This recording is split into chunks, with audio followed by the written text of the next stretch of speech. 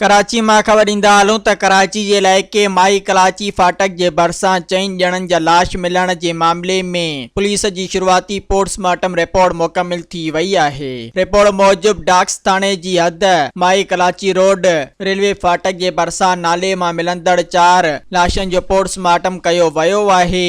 इहा ॻाल्हि Karachi police surgeon doctor समियाम ॿुधाई। हिन ॿुधायो त फौत थी वियल माण्हुनि में 2 नंढी उमिरि जा छोकिरा ऐं 2 औरतूं शामिल आहिनि। 13 खां 14 वरनि जी छोकिरी जे मथे चेहरे ऐं गिची ते केतिरा ई ज़ख़्म आहिनि। 10 वरनि जी ॿारड़ी जो गलो कटियो वियो।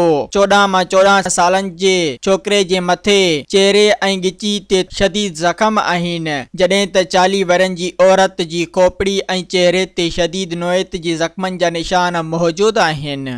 सब्सक्राइब कयो अवामी न्यूज़ HD खे ऐं ताज़ा तरीन ख़बरुनि लाइ ॾिसंदा रहो अवामी न्यूज़ HD।